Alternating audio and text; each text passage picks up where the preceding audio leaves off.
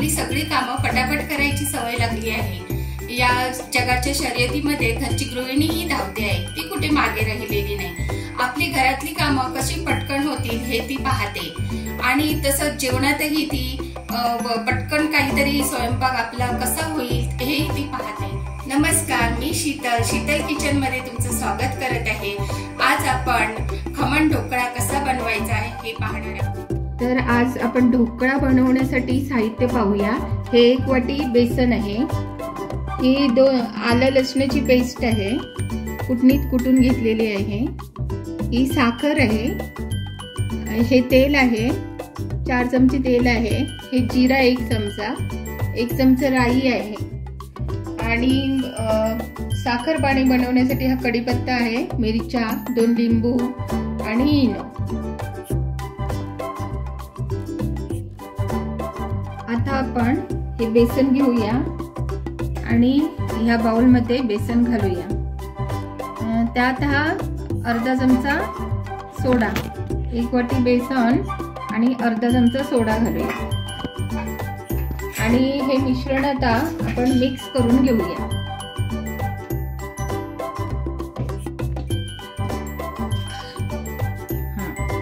आणि आता हे 4 चमचे तेल आहे, ह्याच्यात हा लिंबाचा रस घालूया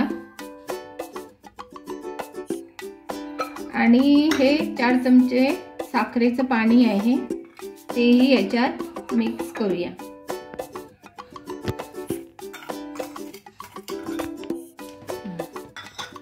चांगलं मिक्स करूया असं। आणि हे जे मिश्रण असतं ते थोडा वेळ ठेवून देऊया, साखर चांगलं एकजीव होईल ते मिश्रण।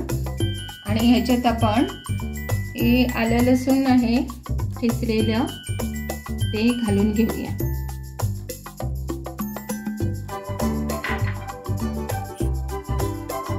आणि हे मिश्रण थोडं मिक्स करूया। तसंच ह्याच्यात आपण आता थोडं मीठ घालूया।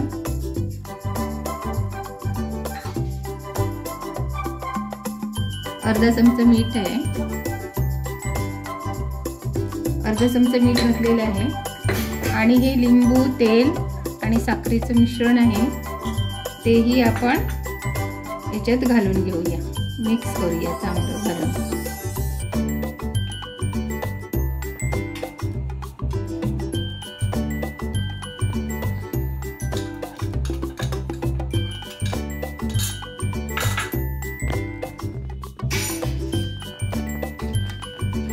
आणि आता हे सर्व मिश्रण थोडं मिक्स करूया आपण, याच्यात थोडं पाणी घालूया आणि हे मिश्रण मिक्स करून घेऊया। याच्यात पाणी घालून आपण हे सर्व मिश्रण मिक्स करूया। जास्त थिक नाही करायचं किंवा जास्त पातळही नाही करायचं, जेवढं आपल्याला ढोकळ्याला जेवढं लागतं तेवढं आपलं मिक्स करायचं आपण।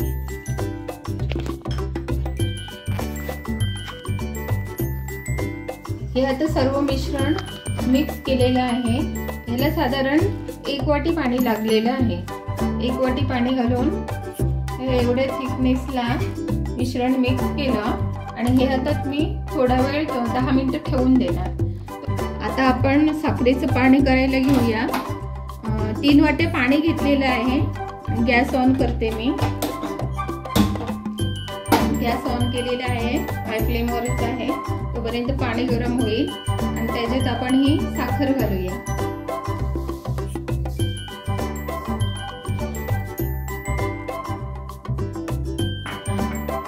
आणि नंतर हे साखरेचं सिरप गरम होऊन सिरप तयार झाल्यावर त्याच्यात आपण जिरा, मोहरी याची फोडणी घालूया। साखर पाण्यामध्ये फोडणी करण्यासाठी हे पॅन घेतलेला आहे आणि त्याच्यात मी आता हे तेल घालते। 1 पळी तेल घातलेलं आहे, अजून थोडं 1.5 पळी तेल घालते। आणि तेल गरम झाल्यावर याच्यात राई आणि जिरा आणि कढीपत्ता व मिरची हे तिन्ही पदार्थ घातलं जातं। प्रथमतः मी पॅन गरम झालेला आहे, ह्याच्यात आता मी राई घालते.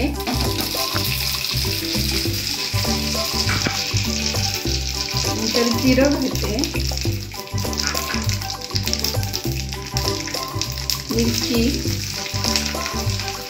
मिरची आणि हा कढीपत्ता.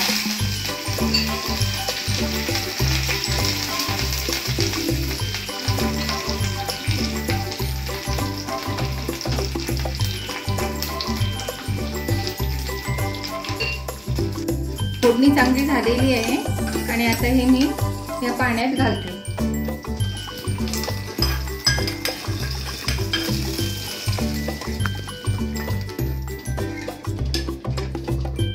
हा कुकर आहे आणि ह्याच्या आतमध्ये मी प्लेट ठेवलेली आहे. प्लेटवर स्टँड ठेवलेला आहे आणि स्टँडवर आता मी हा एक डबा ठेवते आणि त्याच्यावर हा तेल लावलेला डबा ठेवते. इनो घालूया. हा इन्स्टंट ढोकळा आहे, त्याच्यामुळे आपण हे इनो घालून असं एका दिशेने फिरवत राहायचं. एका दिशेने फिरवून हे बॅटर आहे ते लगेच त्या डब्यामध्ये घालायचं. मी तेल लावलेल्या डब्यात घातलेलं आहे आणि अगोदरच पाणी उकळलेलं होतं. याचं गॅसकेट काढून याची शिट्टी काढून आता या कुकरमध्ये 20 मिनिटं ठेवून द्यायचं. गॅस हाय फ्लेमवर ठेवायचा. तर आपला हा ढोकळा आता छानपैकी वाफलेला आहे.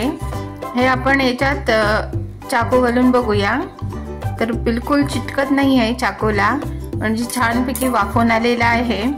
आणि आता आपण हे प्लेटमध्ये काढून घेऊया.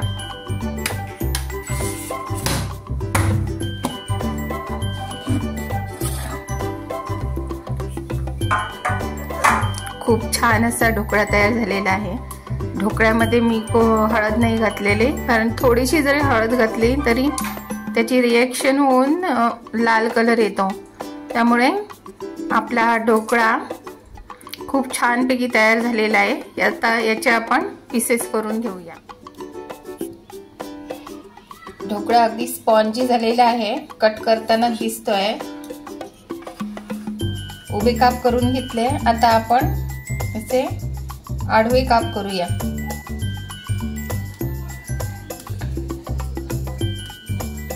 याची चौकोनी काप आपण करून घेऊया. हा इन्स्टंट ढोकळा आहे आणि खूपच छान पद्धतीने झालेला आहे. तेव्हा तुम्हीही तुमच्या घरी या पद्धतीने करून बघा. काप झालेले आहेत. याच्यावर आता आपण सिरप घालून घेऊया. हे साखरेचं सिरप आहे आणि हे ढोकळ्याबरोबर छान लागतं. सिरप घातल्यावर ढोकळा छानपैकी लागतो आपल्याला.